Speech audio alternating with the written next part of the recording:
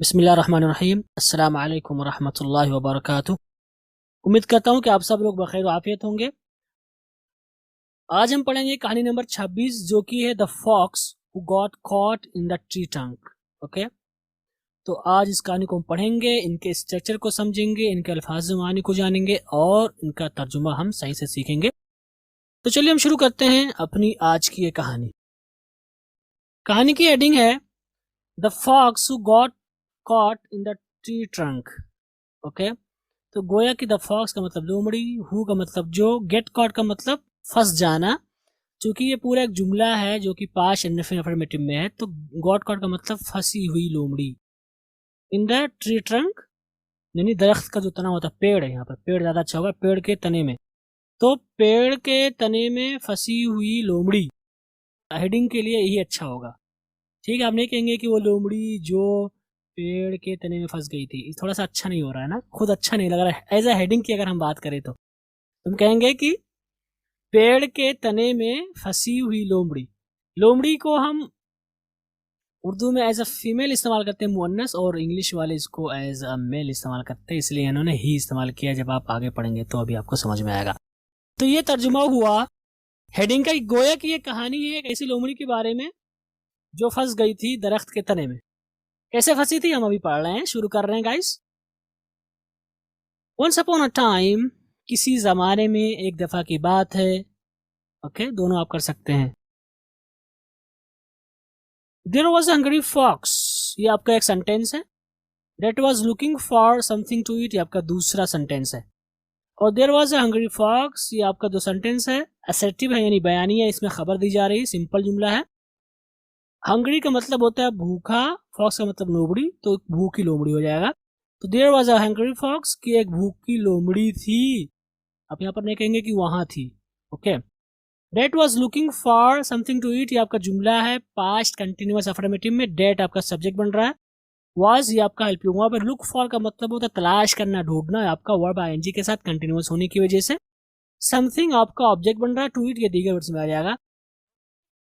इसका सब्जेक्ट असल में फॉक्स है। ओके, डेट मैंने कहा, लेकिन यहाँ पर बन फॉक्स है। तो गोया कि आपका जो जुमला है, ये आप जुमला सिफत बन रहा फॉक्स की। तो एक भूखी लोमड़ी थी जो खाने के लिए कुछ तलाश कर रही थी या खाने के लिए कुछ ढूंढ रही थी। उसके बाद ही वॉज वेरी हंग्री, ये आपका जुमला है सिंपल में, ही आपका सब्जेक्ट है, was helping verb, very hungry ये आपका प्रेडिकेट बन जाएगा। ही वॉज वेरी हंग्री कि वो बहुत ज्यादा भूखी थी, ये आपका तर्जुमा हुआ। आप कह सकते हैं उसे बहुत ज्यादा भूख लगी थी। ठीक है, यही इंग्लिश आएगी। मुझे भूख लगी, आप कैसे कहेंगे? I am hungry. और मैं भूखा हूं भी आप कहेंगे आई एम हंग्री। ये no matter how hard he tried, ठीक है, हाउ हार्ड ही ट्राइड ये एज अ फ्रेज इस्तेमाल हुआ है। नो मैटर का इस्तेमाल करते हैं कि मतलब कितनी भी कोशिश कर लो, मतलब किसी चीज में आप कामयाब नहीं हो सके ना, आप कुछ काम कर रहे होते हैं, मेहनत कर रहे होते हैं, तो आप कामयाब नहीं हो पाते। यानी कोई बात नहीं है कि उसने कितनी मेहनत कर ली, ये माना हुआ लफ्ज। यानी नो मैटर कोई मामला नहीं है कि उसने कितनी मेहनत कर ली, यानी उसने पूरी मेहनत कर ली, बावजूद ये कि उसने पूरी मेहनत कर ली। ठीक है, ये माना हुआ। The fox could not find food, ये आपका जुमला है जो कि मॉडल में है और ये नेगेटिव है। द फॉक्स आपका सब्जेक्ट बन रहा है, कुड ये कैन के सेकंड फॉर्म है, सकने के माने में। नॉट ये आपका नेगेटिव के लिए है, फाइंड का वर्ब है, फूड ऑब्जेक्ट। तो the fox could not find food, लोमड़ी खाना नहीं पा सकी। ओके, तो पूरी कोशिश करने के बावजूद लोमड़ी खाना नहीं पा सकी। फाइनली आखिरकार, he went to the edge of the forest, ये आपका जुमला हुआ। And search there for food, ये आपका दूसरा जुमला हुआ। ओके, और दोनों जुमले आपके पास अफर्मेटिव में, ही आपका सब्जेक्ट है, गो के सेकंड फॉर्मेट आती जाने के माने में। To the edge of the forest ये टू से जुड़ जाएगा। एज का मतलब होता है किनारा, ऑफ द फॉरेस्ट जंगल। तो he went to the edge of the forest, वो जंगल के किनारे गई। एंड सर्च, एंड का मतलब और, सर्च का मतलब तलाशना, डियर वहां, फॉर फूड, सर्च फॉर दोनों। अगर आप कोई चीज ढूंढ रहे होते तो सर्च फॉर इस्तेमाल करेंगे। ओके, फूड का मतलब खाना। And searched here for food, और उसने वहां खाना तलाश किया। सडनली अचानक, ही caught sight of a big tree with a hole in it, ठीक है, ये आपका जुमला है जो कि पास्ट अफर्मेटिव में ही आपका सब्जेक्ट बन रहा है। कैच किसके फॉर्म कॉट आती है पकड़ने के हमारे में। साइट का मतलब होता है निगाह। ओके, तो कैच साइट ऑफ समथिंग का मतलब होगा निगाह जाना, निगाह पड़ना या दिखाई देना। ओके, तो सडनली अचानक ही caught sight of a big tree, कि उसे अचानक एक बड़ा सा दरख्त दिखाई दिया, या उसकी नजर एक बड़े दरख्त पर गई, या उसकी निगाह एक बड़े पेड़ होगा, दरख्त सही नहीं होगा, दरख्त नहीं होगा, पेड़ होगा, उसकी नजर एक बड़े पेड़ पर पड़ी। ठीक है, आप कुछ भी कर सकते हैं। With a hole in it, ये सिफत है किसकी, पेड़ की। With a hole in it, कि उसमें एक सुराख के साथ, यानी उसकी नजर एक ऐसे पेड़ पर पड़ी जिसमें सुराख था। ओके, ये माना हुआ। Inside the hole was a package, ये आपका जुमला है जो कि एसर्टिव जुमला है। पैकेज का मतलब होता है पैक, कोई चीज पैक की हुई रखी जाए उसको बोलते पैकेज। पैकेट आप ले सकते हैं। इनसाइड द होल, सुराख के अंदर, वाज अ पैकेज, की एक पैकेट रखा हुआ था। द हंग्री फॉक्स इमीडिएटली, आप इसको इमीडिएटली नहीं पढ़ेंगे, इमीडिएटली थॉट, ये आपका जुमला हुआ। That there might be food in it, ये आपका दूसरा जुमला हुआ।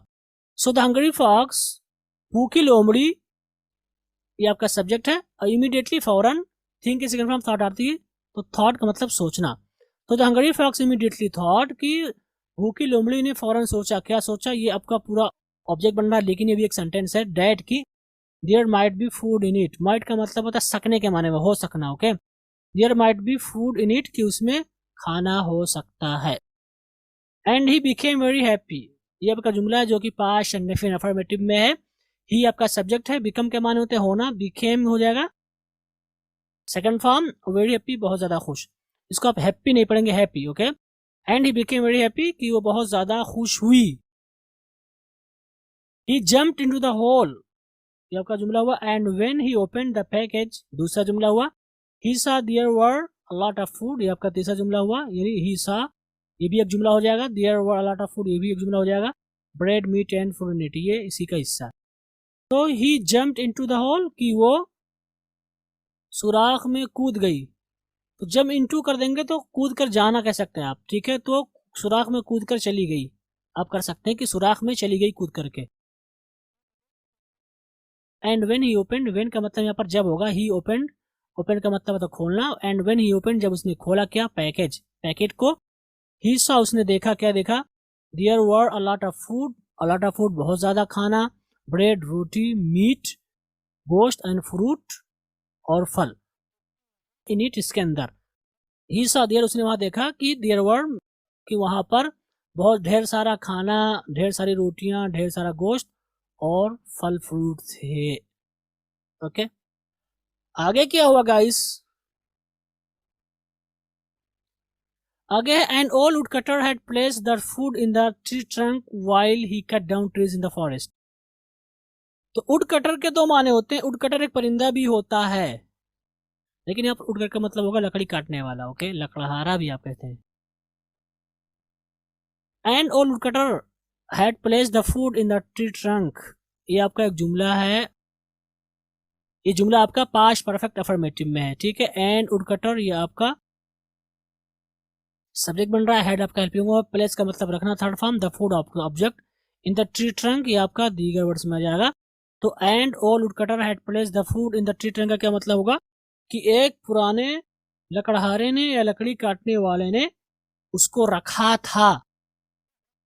रखा जा चुका था नहीं कहेंगे, उसने रखा था क्या चीज, खाने को। कहां पर, इन द ट्री ट्रंक, पेड़ के अंदर या पेड़ के तने में। आगे है while he cut down trees in the forest, while का मतलब उस दौरान। ठीक है, उस वक्त, यानी जब। while का मतलब जब आप कर सकते हैं। he cut down trees in the forest, ये आपका सब्जेक्ट है। कट का मतलब होता है काटना, कट डाउन का मतलब काट कर गिराना। ट्रीज आपका ऑब्जेक्ट है। इन द फॉरेस्ट, जंगल में। तो यहाँ पर कट आया हुआ, तो कट की फर्स्ट, सेकेंड और थर्ड तीनों कट कट कट ही आती है।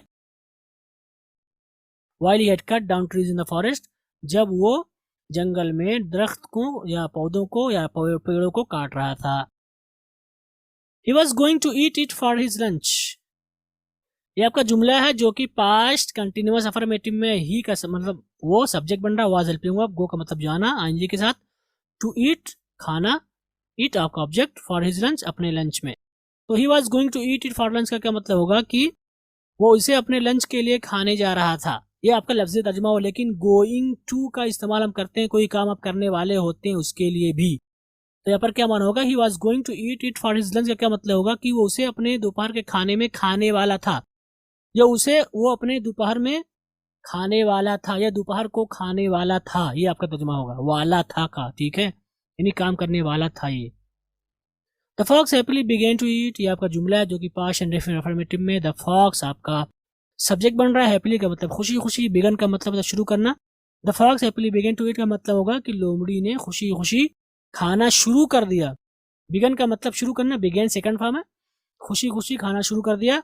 After the fox had finished eating, ये आपका एक जुमला है जो कि पास्ट परफेक्ट में है।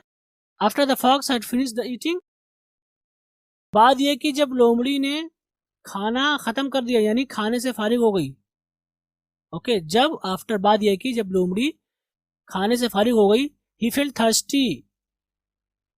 ओके, ही फेल्ट थर्स्टी, तो क्या मतलब होगा, फील थर्स्टी का मतलब प्यास महसूस करना। ओके, प्यास लगना। तो ही आपका सब्जेक्ट है, फील का मतलब महसूस करना, थर्स्टी का मतलब प्यास। तो ही फेल्ट थर्स्टी का मतलब होगा उसने प्यास महसूस किया। ओके, या उसे प्यास लगी भी आप कर सकते हैं। Okay, and decided to leave the trunk, ये आपका दूसरा जुमला हुआ जो कि पास्ट इंडेफिनिट में है। एंड ही डिसाइडेड, उसने फैसला किया किस चीज का, टू लीव द ट्रंक, तने को छोड़ने का। एंड ड्रिंक सम वाटर, और फैसला किया कुछ पानी पीने का, यानी पानी पीने का। कहां से, फ्रॉम नियर बाय स्प्रिंग, करीब के चश्मे से। हाउएवर, बहरहाल, no matter how hard he tried, वही माना हुआ जो यहाँ पर भी मैंने बताया था कि कोई माना नहीं हुआ कि उसने कितनी कोशिश की, यानी उसकी पूरी कोशिश करने के बावजूद he could not get out of the hole. Get out का मतलब होता है बाहर निकलना, बच निकलना, बाहर निकलना, ठीक। He could not get out of the hole, वो सुराग से बाहर नहीं निकल पाई। डू यू नो वाई, ये आपका जुमला है जो कि प्रेजेंट इंडेफिनिट इंट्रोगेटिव में है, और ये लफ्जे डू से स्टार्ट हुआ, गोया के लफ्जे कैसे तर्जुमा करेंगे, डू यू नो वाई, कि आपको पता है कि क्यों, क्या आप जानते हैं क्यों। आपको यहाँ पर लफ्जे क्या लाने की जरूरत नहीं, कभी कभी हम हज़फ कर देते हैं, आप जानते हैं क्यों, ये ज्यादा अच्छा हो जा रहा है, आप जानते हैं क्यों ऐसा हुआ। यस, हाँ, the fox had eaten so much food, एक जुमला हो जो कि पास्ट परफेक्ट में है, that he became too big to fit through the hole. तो the fox had eaten so much food, ठीक है, कि लोमड़ी ने इतना ज्यादा खाना खा लिया था। द फॉक्स हैड ईटेन, लोमड़ी ने खा लिया था, सो मच फूड, इतना ज्यादा खाना, डेट की ही बिकेम टू बिग, कि वो इतनी बड़ी हो गई थी, to fit through the hole, कि वो जो है सुराख में फिट नहीं आ पा रही थी, ये माना हुआ, ठीक है। तो टू बिग, टू का मतलब हुआ इतना काम कर लेना, इतना कर लेना, इतना ज्यादा हो जाना कि कोई काम कर पाना या ना कर पाना, ठीक है। अब इसको पढ़ेंगे इंशाल्लाह इस टेक्सचर में, too big to do something, यानी कोई चीज इतना ज्यादा हो जाना कि कर पाना या ना कर पाना। अभी ऐसे समझ में नहीं आएगा, इंशाल्लाह हम सेकंड लेवल में पढ़ेंगे उसको। तो the fox had eaten so much food, कि लोमड़ी ने इतना ज्यादा खाना खा लिया था, ये आपका परफेक्ट है पास्ट का। That he became too big, कि वो इतनी ज्यादा बड़ी हो गई थी, to fit through the hole, कि वो होल में आ ही नहीं पा रही थी, यानी फिट नहीं हो पा रही थी, उससे ज्यादा बहुत ज्यादा मोटी हो गई थी। The fox was very sad and upset, ये आपका जुमला है जो कि पास्ट में है, और ये एसेटिव जुमला है, बयाना जुमला है। The fox was very sad, कि लोमड़ी बहुत ज्यादा गमजदा थी, एंड अपसेट वही माना है उदास थी, तो लोमड़ी बहुत ज्यादा गमजदा और उदास थी। ही टोल्ड हिमसेल्फ, ये आपका जुमला है पास्ट एंड अफर्मेटिव में है, उसने खुद से कहा, या उसने अपने आप से कहा, क्या कहा, आई विश। आई विश का मतलब होता काश, आई का मतलब होता है मैं, विश का मतलब ख्वाहिश करना। तो जब आई विश कहेंगे, हमेशा काश का माना नहीं होगा। ओके, हमेशा काश का माना नहीं होगा, इस सियाक में होगा काश। जैसे आप कहें I wish you Eid ul Fitr, ठीक है, तो इसका मतलब होगा कि मैं आपको ईद उल फित्र की मुबारकबाद पेश करता हूँ। वहां पर आपने कहा काश, काश का हमेशा इस्तेमाल नहीं करेंगे। आई विश यहाँ पर काश का माना होगा कि मेरी ख्वाहिश है, यानी काश। दैट, की आई had thought, I had thought, ये आपका पास्ट परफेक्ट का जुमला, आई आपका सब्जेक्ट बन रहा है, हैड का मतलब हेल्पिंग वर्ब है। थिंक की सेकंड और थर्ड फॉर्म थॉट आती है, इसलिए यहाँ पर आई हैड थॉट मैंने सोचा था। तो I wish that I had thought का क्या तर्जुमा होगा कि काश मैंने सोच लिया होता। ओके, आई विश काश डेट आई हैड थॉट मैंने सोच लिया होता अ लिटिल थोड़ा सा before jumping into the hole सुराख में कूदने से पहले। काश सुराख में कूदने से पहले मैंने थोड़ा सा सोच लिया होता। ओके, तो ये कहानी हुई और इसका तर्जुमा हुआ और मैंने पूरी कोशिश की कि आपको बता सकूं, समझा सकूं। उम्मीद करता हूं कि आप जरूर समझे होंगे। इस कहानी में क्या सबक मिल रहा है हमें, क्या अखलाकी पहलू इस कहानी के अंदर। इस कहानी में कहा गया yes children this is the result of doing something without thinking about it first. Okay, आपका जुमला है जो कि असर्टिव जुमला है, बयानिया जुमला है और सिंपल में है। यस चिल्ड्रेन, हाँ बच्चों या जी बच्चों। दिस इज द रिजल्ट, कि ये नतीजा है। ऑफ, किस चीज का नतीजा है? डूइंग समथिंग, कुछ करने का। Without thinking about it first, इसके बारे में सोचने से पहले।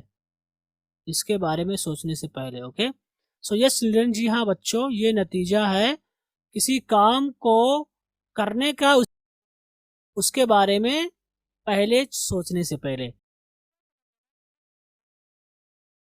इसमें क्या पता चल रहा है इस कहानी में कि सोचे बगैर हम अगर कोई काम कर लेते हैं तो अक्सर हमारा उसमें घाटा होता है। तो जब हम कुछ भी करना चाहते हैं तो हमारे लिए जरूरी है कि हम उसके बारे में सोचें कि इसका क्या नतीजा होगा। ठीक है, अक्सर हम लोगों से गलती होती है कि हम लोग कोई भी काम बगैर सोचे समझे कर लेते हैं। ठीक है, हम सोचते नहीं कि इसका कुछ फायदा भी है कि नहीं है। हम सोचते नहीं कि ये काम करने से हमें नुकसान तो नहीं है, नहीं हम सोचते नहीं है, बस हमें बस करना है। ठीक है, तो ऐसा नहीं होना चाहिए। आप कुछ भी करें उससे पहले आप थोड़ा सा एटलीस्ट सोच लें कि क्या सच में ये चीज आपको फायदा देगी कि या नहीं। ठीक है, अगर आप कोई काम सोच समझ के करते हैं तो इंशाल्लाह आपको कभी भी अफसोस नहीं होगा। यानी अक्सर नहीं होगा, हो सकता है कभी गलती हो जाए तो हो जाए, लेकिन आपको अफसोस नहीं होगा ज्यादा। लेकिन अगर आप सोचे बगैर कोई काम करते हैं तो अक्सर आपको जो है पशेमानी होगी, शर्मिंदगी होगी, अफसोस होगा उसके नतीजे पर। तो इसलिए कुछ भी करने से पहले आप सोच लें, समझ लें, उसके बाद ही कदम उठाएं। ओके, तो ये कहानी है, इसका नतीजा है और ये इसका अखलाकी पहलू है और इसमें यही बताया गया है। तो उम्मीद करता हूँ कि आपको कहानी समझ में आई होगी।